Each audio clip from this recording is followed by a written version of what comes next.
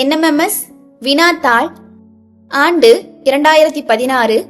இன்னைக்கு நம்ம மேட் பகுதியில் இருக்கக்கூடிய வினா எண் 61 இருந்து 90 வரையிலான விளக்கங்களையும் விடைகளையும் பார்க்கலாம். வினா எண் 61. ஒருவர் 3 கிலோமீட்டர் வடக்கு நோக்கி நடந்து இடது பக்கமாக திரும்பி 2 கிலோமீட்டர் நடக்கிறார். மறுபடியும் இடதுபுறமாக திரும்பி 3 கிலோமீட்டர் நடக்கிறார். அதே சமயம் அவருடைய வலது பக்கமாக திரும்பி 3 கிலோமீட்டர் நடக்கிறார் எனில் அவர் ஆரம்பித்த இடத்திலிருந்து எவ்வளவு கிலோமீட்டர் தொலைவில் இருக்கிறார்? இங்க ஒரு திசைகள் சார்ந்த கணக்கு கொடுத்திருக்காங்க. திசைகளை சரியா எழுத தெரிஞ்சிட்டாலே இந்த கணக்குக்கு எளிமையா நம்ம விடை எழுதிடலாம். முதல்ல பாருங்க, அவரோட ஆரம்ப புள்ளியை ஏன்னு வச்சுக்கோங்க. அங்கிருந்து 3 கிலோமீட்டர் வடக்கு நோக்கி நடக்கிறாரு. வடக்குல 3 கிலோமீட்டர் நடந்த புள்ளிய பின்னு வச்சுக்கோங்க. அங்கிருந்து இடது பக்கமா திரும்புறாரு. வடக்கு பக்கத்துல இருந்து இடது பக்கமா திரும்பினா மேற்கு. மேற்கு பக்கமா அப்போ 2 கிலோமீட்டர் நடக்கிறாரு. மறுபடியும் இடதுபுறமா திரும்புறாரு.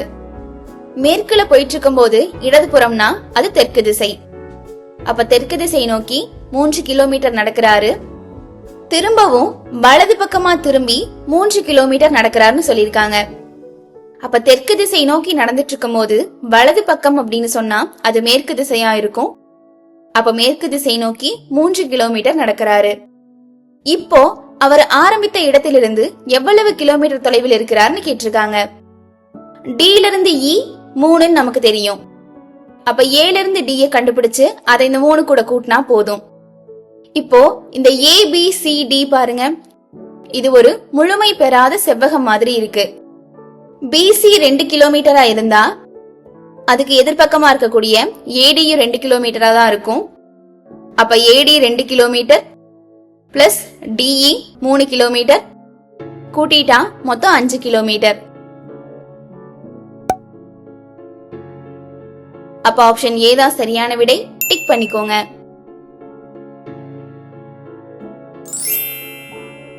வினா எண் 62. கீழே கொடுக்கப்பட்டுள்ள விவரங்களை படித்து பின்வரும் வினாக்களுக்கு விடையளிக்கவும். இந்த குறிப்புகளை பயன்படுத்தி தான் வினா எண் 62 இருந்து 66 வரைக்கும் நம்ம விடையளிக்க போறோம். ஒவ்வொரு குறிப்பா படிச்சு அதுக்கு ஏத்த மாதிரி ஒரு வரைபடம் வரைஞ்சுக்கலாம்.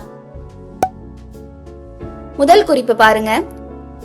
A, B, C, D, E மற்றும் F என்ற 6 பேர் வரிசைக்கு 3 பேர் வீதம் இரு வரிசையில் அமர்ந்துள்ளனர். 2 வரிசையா 3 பேரா 6 பேர் இருக்காங்கன்னு சொல்லியிருக்காங்க. டி என்பவர் சிக்கு வலதுபுற மூலைவிட்ட எதிராக அமர்ந்துள்ளார். இப்போ சியும் டியும் கார்னர்ல உட்கார்ந்து இருக்க மாதிரி சொல்லியிருக்காங்க. ஏன்னா மூலைவிட்டம் அப்படிங்கிறது ஏதோ ஒரு மூலையில தான் அவங்க அமர்ந்திருக்கணும். இங்க சிக்கு வலது பக்கமா தான் டியோட மூலைவிட்டம் இருக்குன்னு சொல்லிட்டாங்க. அப்போ மேல் வரிசையில கடைசியா சி இருப்பாரு. அப்பதான் அவருக்கு வலது புறமா மூலைவிட்ட எதிரா டி அமர்ந்திருக்க முடியும். பி என்பவர் ஈக்கு எதிராக அமர்ந்துள்ளார். இப்போ இந்த 2 வரிசைகள்லயுமே நடுவுல இருக்க இடம் மட்டும்தான் ரெண்டுமே காலியா இருக்கு. அப்ப அங்க பி மற்றும் இ இருந்தாதான் அவங்க 2 பேரும் ஒருவருக்கு ஒருவர் எதிரில இருப்பாங்க. ஆனா யார் எந்த வரிசையிலன்னு சொல்லல. நம்ம அடுத்த குறிப்பை படிச்சு அதை தெரிஞ்சுக்கலாம். இ என்பவர் ஏ மற்றும் சிக்கு இடையில் அமர்ந்துள்ளார்.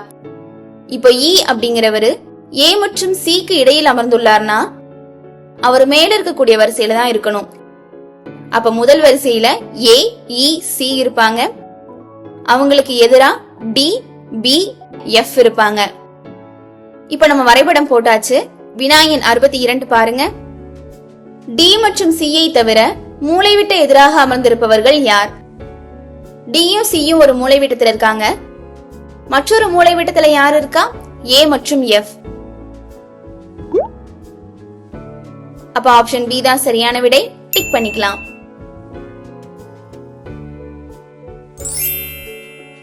வினா எண் 63. சிக்கு நேரெதிராக இருப்பவர் யார்? சிக்கு நேரெதிரா இருக்கிறது இங்கே எஃப். அப்ப ஆப்ஷன் சி தான் சரியான விடை. டிக் பண்ணிக்கோங்க.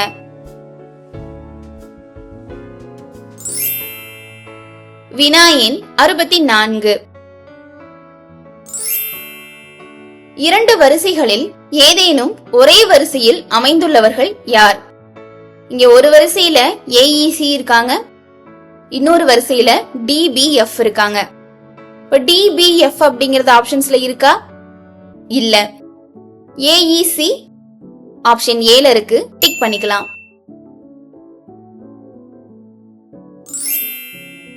வினா எண் 65. பின் வருவனவற்றுள் யார் ஒரே வரிசையில் இருப்பவர்கள்? ஆப்ஷன் பி பாருங்க, பி மற்றும் இ.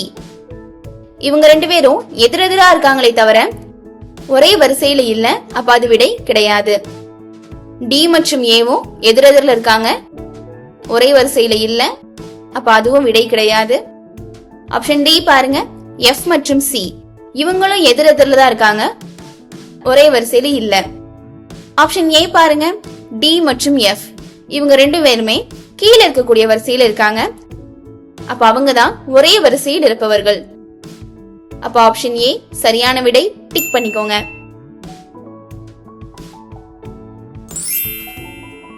வினா எண் 66. பி மற்றும் இ இருவரும் தங்கள் இடத்தை மாற்றிக்கொண்டால் ஈக்கு வலதுபுறம் உள்ளவர் யார்? பி மற்றும் இ ரெண்டு பேரும் நடுவுல இருக்காங்க. இப்போ பி மேல போயிட்டு இ கீழே வந்ததுக்கு அப்புறமா பாருங்க, ஈக்கு வலது பக்கமா யார் இருக்கா? எஃப். அப்ப ஆப்ஷன் டி தான் சரியான விடை. டிக் பண்ணிக்கோங்க.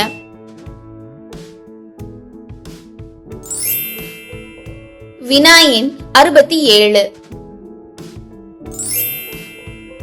40 பேர் கொண்ட ஒரு வகுப்பில் ரவி என்பவர் சுந்தரை விட 7 இடங்கள் முன்னதாக உள்ளார்.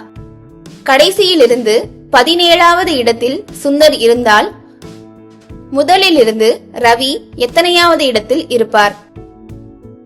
இதை கண்டுபிடிக்கிறதுக்கு முதல்ல நம்ம சுந்தர் முதல்ல இருந்து எத்தனாவது இடத்துல இருக்காருன்னு கண்டுபிடிச்சாதான் அவருக்கு முன்னாடி 7வது இடத்துல இருக்க ரவியோட இடத்தை நம்ம கண்டுபிடிக்க முடியும்.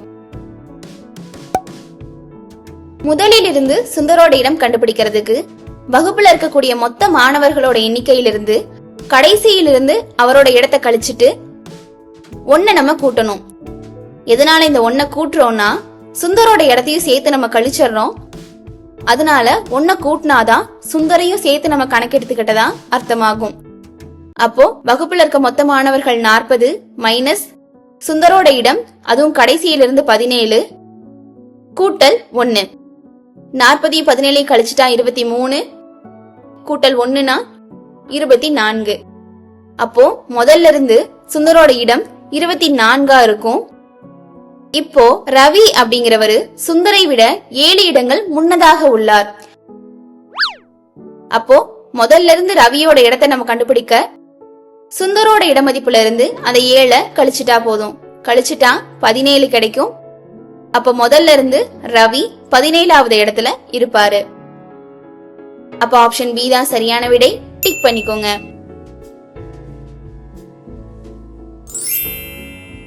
வினா எண் 68.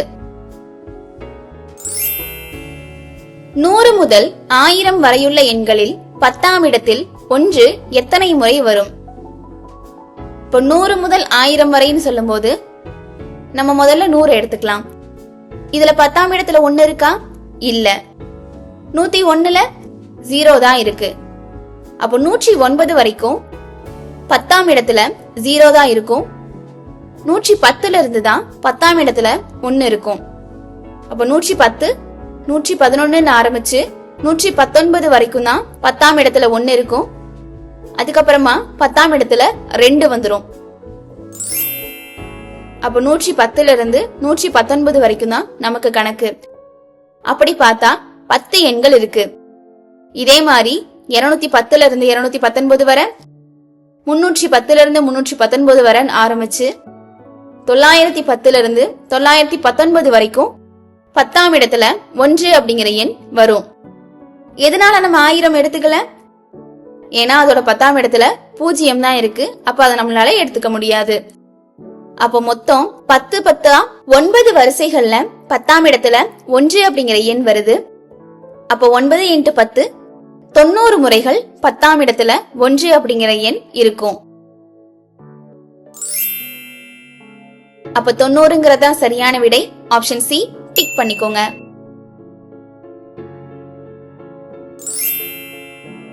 வினா எண் 69. ஆங்கில அகர வரிசையின்படி வரிசைப்படுத்துக. Remove, revive, refer, reflex, remarks. இதுல முதல் 2 எழுத்துக்கள் எல்லாமே எல்லா வார்த்தைகள்லயும் ஒரே மாதிரி தான் இருக்கு. அப்போ 3ஆவதா அமைஞ்சிருக்க எழுத்துக்களை வச்சுதான் நம்ம இத வரிசைப்படுத்தணும். 3ஆவதா இருக்கிற எழுத்துக்கள் பாருங்க. M, V, F, F, M. இதுல முதல்ல வர வேண்டியது எஃப், அதுக்கப்புறம் தான் எம், அப்புறம் தான் வி. அப்ப ரெஃபர் இல்லனா ரெஃப்ளெக்ஸ் இது 2 தான் முதல் 2 இடங்கள்ல வரணும்.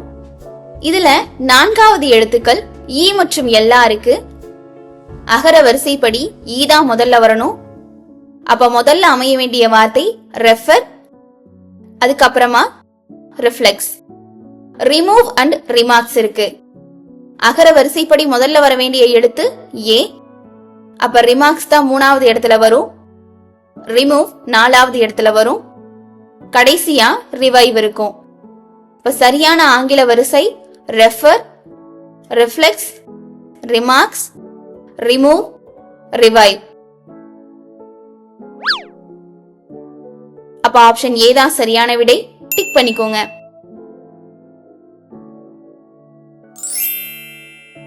வினா எண் 70. கீழே கொடுக்கப்பட்ட வார்த்தையில் வேறுபட்டதை தேர்ந்தெடுக்கவும். Play, run, walk, think, right. இதுல பாருங்க, பிளே, ரன், வாக் இது 3மே நம்ம உடற்பயிற்சிகள்ல சம்பந்தப்பட்டது. ஆனா திங்க் அப்படிங்கிறது நம்ம மனசை ஒருநிலைப்படுத்தி யோசிக்கிறது. ரைட் அப்படிங்கிறது நம்ம எண்ணங்களை ஒரு காகிதத்துல எழுதுறது. அப்ப இது எல்லாமே வேற வேற செயல்பாடுகளை குறிக்கிற வார்த்தைகளா இருக்கு. அப்ப இத நம்ம வேற எப்படி தொடர்பு படுத்தலாம்னு பார்க்கலாம். இப்ப பிளேல பாருங்க, ஏ அப்படிங்கிறது ஒரு வவ்வல், ரன்ல யூ அப்படிங்கிறது ஒரு வவ்வல், வாக்ல ஏ, திங்க்ல ஐ, ரைட்ல ஐ மற்றும் இ அப்படின்னு 2 வவ்வல் இருக்கு. அப்போ இங்க ரைட்ல தான் 2 வவ்வல் அமைஞ்சிருக்கு. மத்த எல்லா வார்த்தைகள்லயுமே ஒரே ஒரு வவ்வல் லெட்டர் தான் இருக்கு. அப்ப ரைட் அப்படிங்கறதா இங்க வேறுபட்ட ஒன்று. ஆப்ஷன் ஏ டிக் பண்ணிக்கோங்க.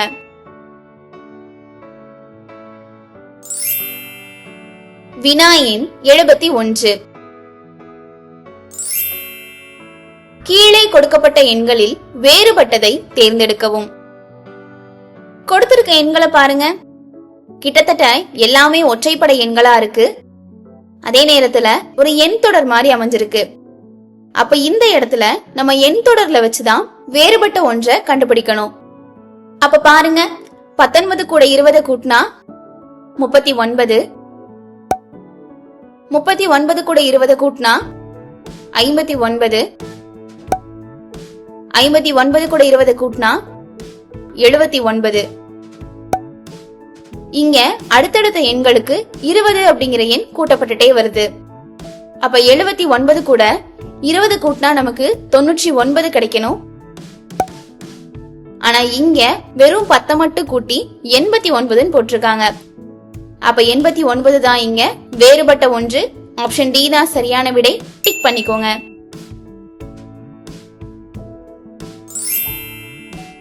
வினா எண் 72.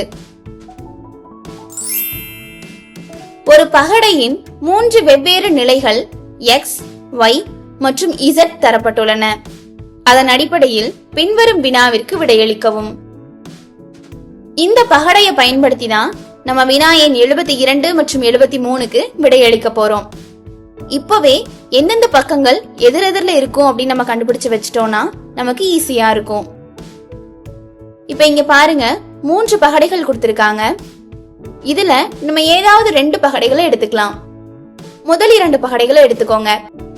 அத ரெண்டையும் பயன்படுத்தி எதிரெதிர் எண்களை நம்ம கண்டுபிடிக்க முடியும். இப்போ ஒரு பகடையோட இரு நிலைகள்ல ஏதாவது ஒரு முகம் பொதுவா இருந்துச்சுன்னா அதுக்கு கடிகார திசையில இருக்கக்கூடிய எண்களும் எதிர்கடிகார திசையில இருக்கக்கூடிய எண்களும் ஒன்றுக்கொன்று எதிரெதிராதான் இருக்கும். 4 அப்படிங்கிற ஒரு எண் பொதுவா இருக்கு. 4ல இருந்து x அப்படிங்கிற பகடையில கடிகார திசையில 1 இருக்கு. y அப்படிங்கிற பகடையில கடிகார திசையில 6 அப்படிங்கிற எண் இருக்கு. அப்ப 1 6 எதிரெதிர் பக்கங்களா இருக்கும். எதிர்கடிகார திசையில பாருங்க, x அப்படிங்கிற பகடையில 5 இருக்கு, y அப்படிங்கிற பகடையில 3 இருக்கு. அப்போ 5 3 எதிரெதிரா இருக்கும். அப்ப மீதி இருக்கக்கூடிய 2 அப்படிங்கிற எண் தான் 4க்கு எதிரான எண்ணா இருக்கும். இப்ப வினா எண் 72 பாருங்க. 6க்கு நேரெதிராக உள்ள எண் எது? 6க்கு நேரெதிரா இருக்கக்கூடிய எண் 1. அப்ப ஆப்ஷன் ஏ தான் சரியான விடை. டிக் பண்ணிக்கோங்க.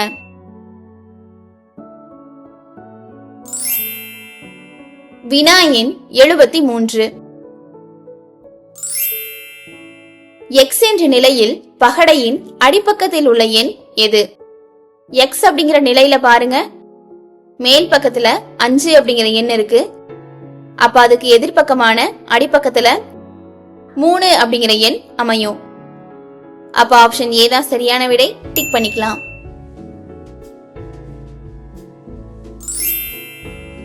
வினா எண் 74.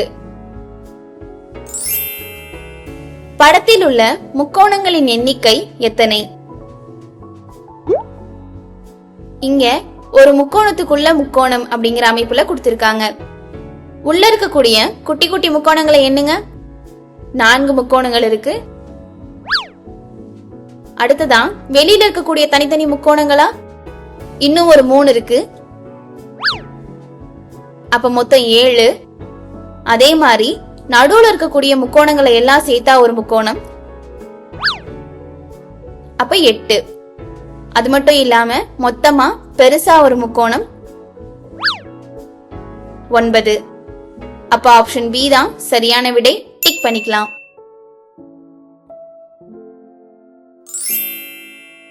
வினா எண் 75. 2*3 = 35 எனவும் 3*4 = 91 எனவும் கொண்டால் 4*5 என்ன? இங்க 2 மற்றும் 3 இது ரெண்டுமே சின்ன எண்கள். இத பயன்படுத்தி நம்ம 35 அப்படிங்கிற பெரிய எண்ணை கொண்டு வரணும்னா வர்க்கம் இல்லனா கணம் மூலமா தான் கொண்டு வர முடியும். இப்ப இந்த 2 எண்களோட வர்க்கங்கள் எடுத்துக்கோங்க. கூட்டினா நமக்கு 13 தான் கிடைக்குது, 35 கிடைக்கல. அப்ப கணம் முறையில நம்ம முயற்சி பண்ணி பார்க்கலாம். 2ஓட கணம் 8, 3ஓட கணம் 27. ரெண்டையும் கூட்டிட்டா 35. இப்ப இதே மாதிரிதான் அடுத்தது அமைஞ்சிருக்கா பாருங்க. 3ஓட கணம் 27, 4ஓட கணம் 64. ரெண்டையும் கூட்டிட்டா 91. கொடுக்கப்பட்டிருக்க எண்களை தனித்தனியா கணம் பண்ணி கூட்டணும். 4ஓட கணம் 64, 5ஓட கணம் 125. ரெண்டையும் கூட்டிட்டா 189. ஆப்ஷன் ஏ தான் சரியான விடை. டிக் பண்ணிக்கலாம்.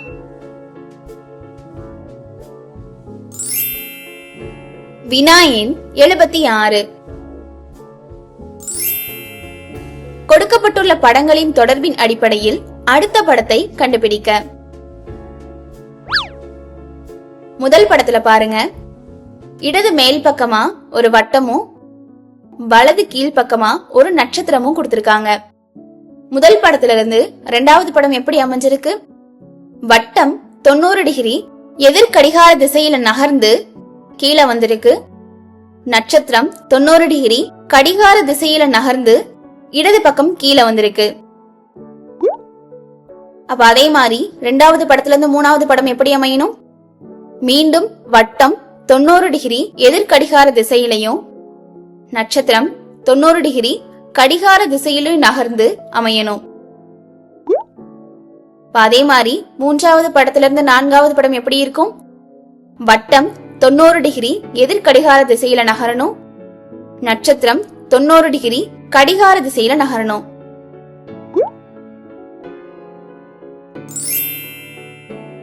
அப்போ ஆப்ஷன் சி தான் சரியான விடை. டிக் பண்ணிக்கலாம்.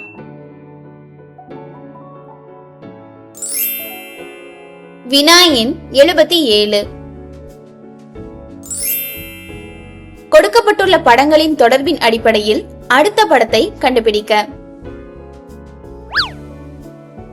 முதல் படத்துல பாருங்க, ஒரு சதுரம், ஒரு முக்கோணம், ஒரு வட்டம் இருக்கு.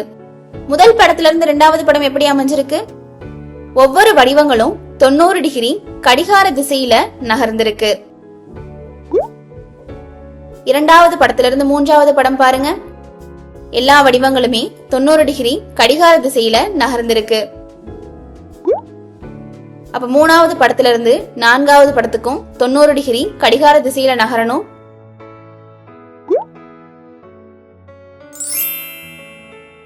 அப்ப ஆப்ஷன் ஏ தான் சரியான விடை. டிக் பண்ணிக்கலாம்.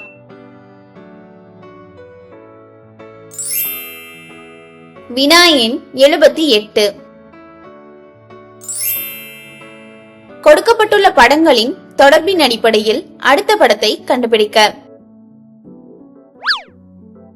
முதல் படத்துல இருந்து இரண்டாவது படம் எப்படி அமைஞ்சிருக்கு பாருங்க. இரண்டு அரைவட்டங்களும் 180 டிகிரி தற்சுழற்சி அடைந்து நடுவுல புதுசா ஒரு கிடைமட்ட கோடு உருவாகி இருக்கு.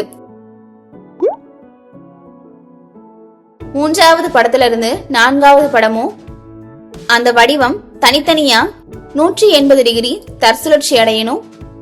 நடுவுல புதுசா ஒரு கிடைமட்ட கோடு உருவாகணும்.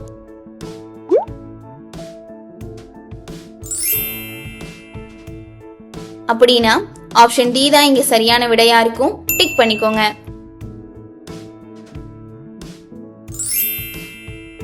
வினா எண் 79. கொடுக்கப்பட்டுள்ள படங்களின் தொடர்பின் அடிப்படையில் அடுத்த படத்தை கண்டுபிடிக்க. முதல் படத்துல பாருங்க, ஒரு வட்டம், அதுக்கு உள்ள கோடிடப்பட்ட ஒரு சதுரம் இருக்கு. அதுல இருந்து இரண்டாவது படம் எப்படி கிடைச்சிருக்கு? உள்ள இருக்கக்கூடிய 4 பக்கங்களை கொண்ட சதுரம் 3 பக்கங்களை கொண்ட முக்கோணமா மாறி இருக்கு. அதாவது ஒரு பக்கம் குறைக்கப்பட்டு உள்ள கோடிடப்பட்டு காமிச்சிருக்காங்க. அப்ப இதே மாதிரி மூணாவது படத்துல இருந்து நான்காவது படம் எப்படி வரணும்? அந்த வட்டத்துக்கு உள்ள அருங்கோணம் நான்காவது படத்துல ஒரு பக்கம் குறைஞ்சு ஐங்கோணமா மாறணும்.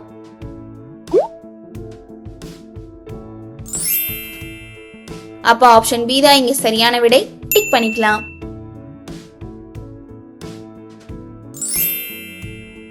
வினா எண் 80. கொடுக்கப்பட்டுள்ள படங்களின் தொடர்பின் அடிப்படையில் அடுத்த படத்தை கண்டுபிடிக்க.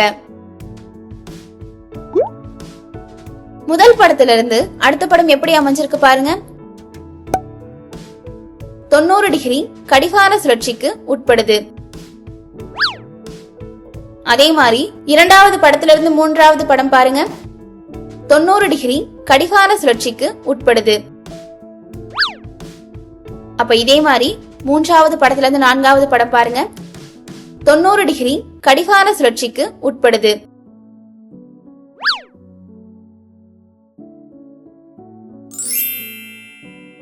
அந்த மாதிரி இருக்கிற படம் இங்க ஆப்ஷன் ஏல தான் இருக்கு. டிக் பண்ணிக்கலாம்.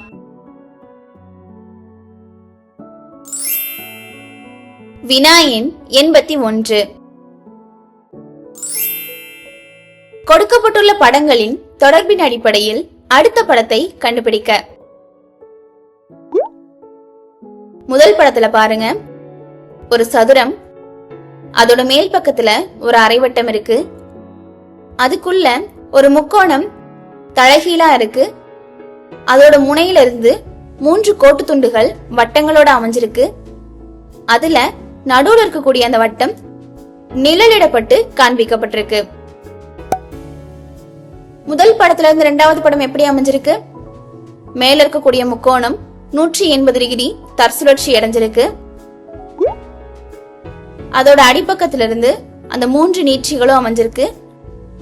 அந்த நீட்சிகள் இருக்கக்கூடிய வட்டங்கள்ல நிழல் இடப்பட்ட வட்டம் 3ஆவதா இருக்கு. முதல் படத்துல 2ஆவதா இருந்தது, அடுத்த படத்துல 3ஆவது இடத்துக்கு போயிருச்சு. இப்ப இதுல இருந்து 3ஆவது படம் பாருங்க. முக்கோணம் தனியா 180 டிகிரி தற்சுழற்சி அடையணும். நீட்சிகள் இருக்கக்கூடிய நிழல் இடப்பட்ட வட்டம் அடுத்த வட்டத்துக்கு மாறணும். அப்ப 3ஆவது படத்துல இருந்து 4ஆவது படம் எப்படி இருக்கும்? மீண்டும் அந்த மேல இருக்கக்கூடிய முக்கோணம் 180 டிகிரி தற்சுழற்சி அடைஞ்சு மேல் நோக்குன மாதிரி இருக்கணும். அந்த நீட்சிகள்ல வரக்கூடிய வட்டங்கள்ல 2ஆவது வட்டம் நிழலிடப்பட்டு காண்பிக்கப்படணும்.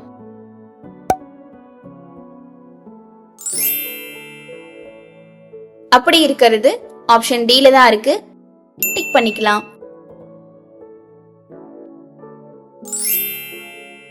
வினா எண் 82. முதல் 2 படங்களுக்கும் இடையே ஏதேனும் ஒரு தொடர்பு உள்ளது. அத்தொடர்பின் அடிப்படையில் கொடுக்கப்பட்ட படங்களில் இருந்து சரியானதை தேர்ந்தெடுக்கவும். முதல் படத்துல பாருங்க, ஒரு முக்கோணம் கொடுத்திருக்காங்க. அதோட 3 முனைகள்லையும் வட்டம், கூட்டல் மற்றும் செவ்வகம் அப்படின்னு 3 வடிவங்கள் அமைஞ்சிருக்கு. இதுல இருந்து 2ஆவது படம் எப்படி அமைஞ்சிருக்கு? அந்த முக்கோணம் 90 டிகிரி கடிகார திசையில சுழற்சி அடைஞ்சு அதுல இருக்கக்கூடிய அந்த வட்டம், செவ்வகம் மற்றும் கூட்டல் குறி அது 3மே அடுத்த மூலைக்கு கடிகார திசையில நகர்ந்திருக்கு. அப்ப அதே மாதிரி 3ஆவது படத்துல இருந்து 4ஆவது படம் எப்படி அமையணும்? முக்கோணம் 90 டிகிரி கடிகார திசையில சுழற்சி அடைஞ்சு அதுல இருக்கக்கூடிய வட்டம், செவ்வகம், கூட்டல் குறி இது 3மே அடுத்த மூலைக்கு கடிகார திசையில நகரணும்.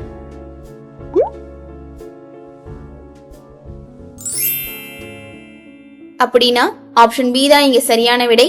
டிக் பண்ணிக்கலாம்.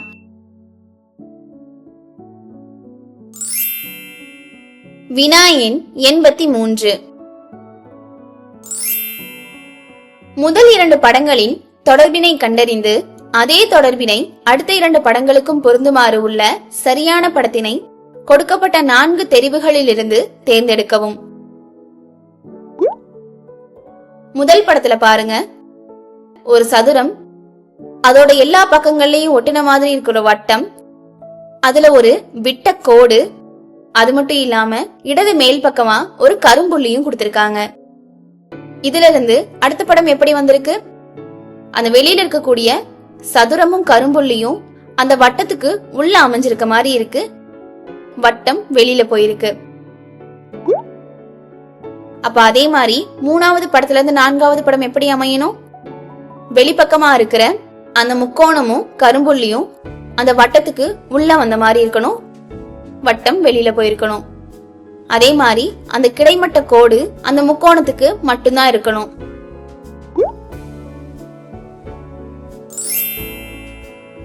அப்படி பார்த்தா ஆப்ஷன் பி தான் சரியான விடை. டிக் பண்ணிக்கலாம்.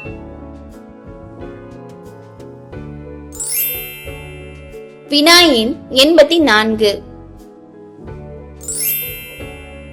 முதல் 2 படங்களுக்கும் இடையே ஏதேனும் ஒரு தொடர்பு உள்ளது. அத்தொடர்பின் அடிப்படையில் கொடுக்கப்பட்ட படங்களில் இருந்து சரியானதை தேர்ந்தெடுக்கவும். முதல் படத்துல பாருங்க, ஒரு டைமண்ட் ஷேப் இருக்கு. அதோட நடுவுல ஒரு கோடு போட்டிருக்காங்க. அப்ப அதுல இருந்து 2ஆவது படம் எப்படி கிடைச்சிருக்கு? கொடுக்கப்பட்ட வடிவத்தை 90 டிகிரி கடிகார திசையில சுத்தணும். முதல்ல அந்த கோடு மூலமா அந்த வடிவங்களை 2ஆ பிரிச்சு 180 டிகிரி தற்சுழற்சி அடைஞ்சு அது இணைகிற இடத்துல ஒரு புள்ளி வந்திருக்கு. அப்ப இதே மாதிரி 3ஆவது படத்துல இருந்து 4ஆவது படம் எப்படி அமையும்? அந்த வட்டத்தை 90 டிகிரி கடிகார திசையில சுத்தணும். அதுக்கப்புறமா நடுவுல இருக்கக்கூடிய கோடு மூலமா அதை 2ஆ பிரிச்சு 180 டிகிரி தற்சுழற்சி அடைஞ்சு அது ரெண்டும் இணையிற இடத்துல ஒரு கரும்புள்ளி இருக்கணும்.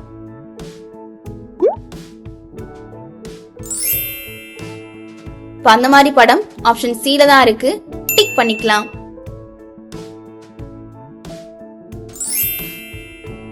வினா எண் 85. முதல் 2 படங்களுக்கும் இடையே ஏதேனும் ஒரு தொடர்பு உள்ளது. அத்தொடர்பின் அடிப்படையில் கொடுக்கப்பட்ட படங்களில் இருந்து சரியானதை தேர்ந்தெடுக்கவும். முதல் படத்துல பாருங்க, ஒரு வட்டம் கொடுத்திருக்காங்க. 2வது படத்துல அந்த வட்டத்தை 2 வட்டவிற்களா சரிபாதியா பிரிச்சு 180 டிகிரி சுழற்சி அதுல இடப்புறம் இருக்கக்கூடிய அந்த வட்ட வில்லுக்கு 2 பக்கமும் அம்புக்குறி போட்டிருக்காங்க. அப்ப அதே மாதிரி 3வது படத்துல இருந்து 4வது படம் எப்படி அமையணும்? அந்த செவ்வகத்தை சரிபாதியா 2ஆ பிரிச்சு 180 டிகிரி சுழற்சி இடது பக்கமா இருக்கிறதுக்கு 2 முனைகள்லயும் அம்புக்குறிகள் போடப்படணும்.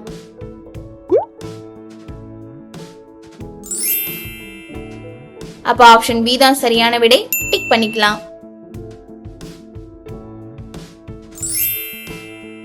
வினா எண் 86. முதல் 2 படங்களுக்கும் இடையே ஏதேனும் ஒரு தொடர்பு உள்ளது. அத்தொடர்பின் அடிப்படையில் கொடுக்கப்பட்ட படங்களில் இருந்து சரியானதை தேர்ந்தெடுக்கவும். முதல் படத்துல பாருங்க, இடது கீழ்பக்கமா ஒரு வட்டம், அதோட மேல் பகுதியில ஒரு முக்கோணம், அதோட வலது பக்கமா ஒரு செவ்வகம் இருக்கு. இதுல இருந்து 2வது படம் எப்படி அமைஞ்சிருக்கு? வட்டம் எதிர் மூலைவிட்டத்துக்கு நகர்ந்திருக்கு, செவ்வகம் 90 டிகிரி கடிகார திசையில நகர்ந்திருக்கு, முக்கோணம் 90 டிகிரி எதிர்கடிகார திசையில நகர்ந்திருக்கு. அப்ப அதே மாதிரி 3வது படத்துல இருந்து 4வது படம் எப்படி அமையணும்? செவ்வகம் எதிர் மூலைவிட்டத்துக்கு நகரணும், முக்கோணம் 90 டிகிரி கடிகார திசையில நகர்ந்திருக்கு, அரைவட்டம் 90 டிகிரி கடிகார எதிர் திசையில நகரணும்.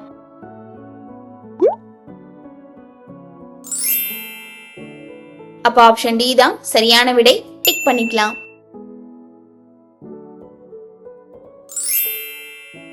வினா எண் 87. கீழே கொடுக்கப்பட்டுள்ள ஒவ்வொரு படத்திற்கும் சரியான கண்ணாடி பிம்பத்தை கொடுக்கப்பட்ட 4 தெரிவுகளில் இருந்து தேர்ந்தெடுக்கவும். கொடுக்கப்பட்ட படத்துக்கு வலது பக்கமா கண்ணாடி கொடுத்திருக்காங்க. அப்ப பிம்பம் இடவல மாற்றத்தோட தான் காணப்படும். இங்க கொடுத்திருக்க படத்துல கண்ணாடிக்கு பக்கத்துல பாருங்க, வலது மேல் பக்கமா ஒரு கரும்புள்ளி இருக்கு. அப்ப பிம்பத்துல கண்டிப்பா இடது மேல் பக்கமா தான் இருக்கணும். ஆப்ஷன் ஏல இருக்கக்கூடிய பிம்பத்துல தான் கண்ணாடிக்கு பக்கத்துல இருக்கு. அப்ப அதுதான் இங்க சரியான விடை, டிக் பண்ணிக்கலாம்.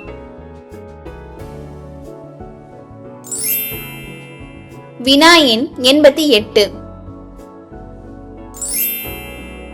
கீழே கொடுக்கப்பட்டுள்ள ஒவ்வொரு படத்திற்கும் சரியான கண்ணாடி பிம்பத்தை கொடுக்கப்பட்ட 4 தெரிவுகளில் இருந்து தேர்ந்தெடுக்கவும்.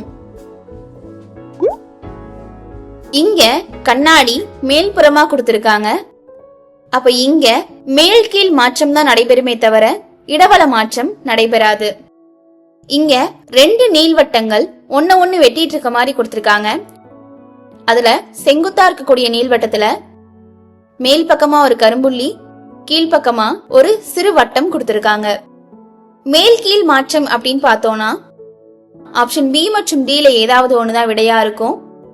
கண்ணாடிக்கு பக்கத்துல ஒரு கரும்புள்ளி இருக்கு இல்லையா, அது பிம்பத்திலையும் கண்ணாடிக்கு பக்கத்துல ஏதா அமையணும். அப்போ கீழே கரும்புள்ளி இருக்கிற மாதிரி ஒரே ஆப்ஷன் பி ல மட்டும்தான் இருக்கு. அப்ப அதுதான் சரியான விடை, டிக் பண்ணிக்கலாம்.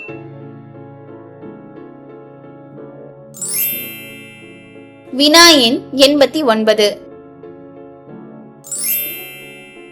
கீழே கொடுக்கப்பட்டுள்ள ஒவ்வொரு வார்த்தைக்கும் சரியான கண்ணாடி பிம்பத்தை கொடுக்கப்பட்ட 4 தெரிவுகளில் இருந்து தேர்ந்தெடுக்கவும்.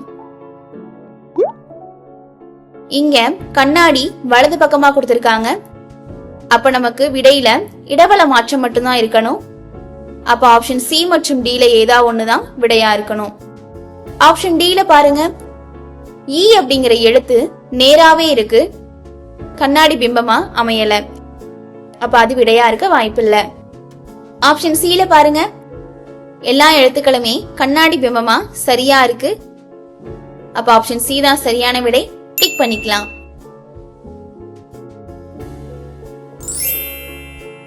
வினா எண் 90. கீழே கொடுக்கப்பட்டுள்ள ஒவ்வொரு எண்ணிற்கும் சரியான கண்ணாடி பிம்பத்தை கொடுக்கப்பட்ட 4 தெரிவுகளிலிருந்து தேர்ந்தெடுக்கவும். இங்க கண்ணாடி வலது பக்கமா கொடுத்திருக்காங்க. அப்ப விடை இடவல மாற்றத்தோட தான் காணப்படணும். ஆப்ஷன் ஏல பாருங்க, 7 அப்படிங்கிற எண் கண்ணாடி பிம்பமா அமையாம நேராவே அமைஞ்சிருக்கு. அப்ப அது விடையா இருக்க வாய்ப்பில்ல. ஆப்ஷன் பி பாருங்க, இதுல 5 அப்படிங்கிற எண் தலைகீழ் மாற்றம் அடைஞ்சிருக்கு. அப்ப அதுவும் விடையா இருக்க வாய்ப்பில்ல. ஆப்ஷன் சில பாருங்க, 5 மற்றும் 7 இந்த 2 எண்களுமே நேராவே இருக்கு, கண்ணாடி பிம்பமா இல்ல. அப்ப அதுவும் விடையா இருக்காது. ஆப்ஷன் டில பாருங்க, இடவல மாற்றம் அடைந்திருக்கு எல்லா எண்களும், அதே நேரத்துல வரிசையும் சரியா இருக்கு. அப்ப ஆப்ஷன் டி தான் சரியான விடை. டிக் பண்ணிக்கலாம்.